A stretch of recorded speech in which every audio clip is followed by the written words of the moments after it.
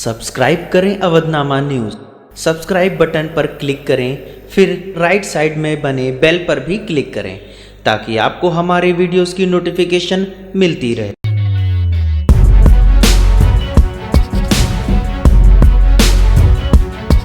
राजधानी लखनऊ में विभिन्न सामाजिक संगठनों ने उन्नाव रेप पीड़िता के साथ हुए हादसे को लेकर आज राजधानी के हजरतगंज स्थित जीपीओ के गांधी प्रतिमा पर धरना प्रदर्शन किया। उन्होंने सरकार से मांग की कि पीड़िता को उचित सरकारी इलाज और उचित सुरक्षा मुहैया कराई जाए। तो हम ये प्रार्थना करते हैं कि सबसे पहले वो ठीक हो जाए, अच्छी हो जाए। उसके बाद हम लोग यहाँ न्याय के लिए इकट्ठा हुए हैं। लेकिन सरकार का जो रवैया है, हालांकि वो ये क्लेम करती है कि महिलाओं के दावे करती है कि महिलाओं को हमने बहुत ज़्यादा पोजीशन दी, संसद में गिनाते हैं या कैबिनेट में बताते हैं कि हमने महिलाओं को ज़्यादा स्थान दिए, लेकिन महिलाओं के प्रति आदर बिल्कुल नहीं है।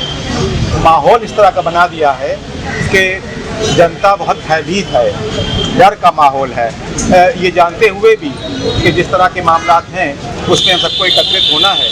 हमारी कोशिश ये होनी चाहिए कि जो हमारी आवाज़ है वो बहुत सीमित है। जैसे हम लोग यहाँ पे इकट्ठा होते हैं, इसमें जितने भी लोग हैं उनके कमिटमेंट में, उनकी कंसर्न में कोई शक नहीं है। बहुत परेशान हैं, वो इंसाफ चाहते हैं, सरकार से गुहार लगाना चाहते हैं, लेकिन हमारी बात जो है वो वहाँ तक नहीं पहुँच पाएगी। समाज के बड़े पैमाने पे अंदर तक पहुँचाने के लिए बात को हमें जन आंदोलन चलाने के लिए कोई तरीका ढूंढना पड़ेगा कि इस मैसेज को हम कैसे पर्कुलेट करें, कैसे इसको आगे बढ़ाएं, जिससे हमारी बात में ताकत ज़्यादा पैदा हो। तो इसकी हमें एक जितने भी लोग यहाँ मौजूद हैं उनको सबको ये कोशिश करनी होगी। खाली ये आज एक मुद्दा है, इस तरह के बहुत से मुद्दे जैसा कि मुसलसल जातियाँ हो रही हैं महिलाओं के साथ, ये कोई पहला हादसा नहीं है, बहुत से हादसे हो चुके हैं और अब जो हो चुके हैं उनके लिए हमें इंसाफ चाहिए और आगे हमको रोकने के लिए जितना प्रयत्न हम कर सकते हैं वो हमें करना है। उसके लिए हमें कोशिश ये करनी है, सबको बैठ करके बात करके बैठक करके तय करना होगा कि हम इसको जन आंदोलन का रूप किस तरह से दें। जैसे कि मैडम बोल रही थी, बिल्कुल सही आखिर में उन्होंने कहा कि जब तक जनता की आवाज़ जो है, जो सिटीजन्स हैं, वही इसमें कोई बदलाव ला सकते हैं। हमें किसी राजनीतिक पार्टी से कोई बहुत उम्मीद नहीं है, क्योंकि जिस तरह की सरकार बनी है, जिस तरह के हाथ में पावर है, उससे कोई बहुत ज़्यादा उम्मीद आप नहीं कर सकते। तो अगर हमें कोई रेवोल्यूशन लाना है, कोई चेंज लाना है, तो जनता को एकत्रित होकर के इस आवाज़ को बड़े पैमाने पर पहुँचाना होगा।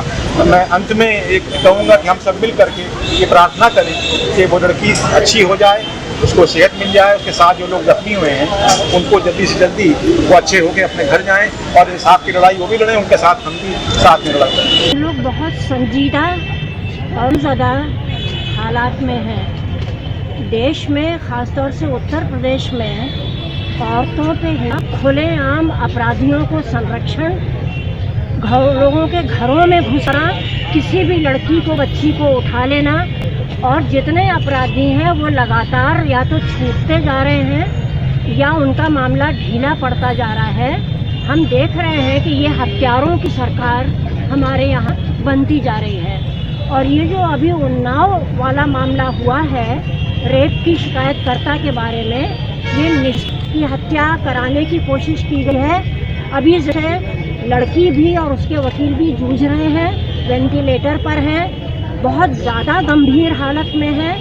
वो इस हालत में नहीं है कि आज हम उस तरीके का भी कोई प्रोटेस्ट करें जिसमें कि हम ज़्यादा शोर शराबा करें, क्योंकि हम लोग बहुत ही गमज़दा मानसिक हालत में हैं इस समय। ज़िंदगी की जो जंगों लोग लड़ रहे हैं, जो एक एक सांस के लिए तड़प रहे हैं, क्यों?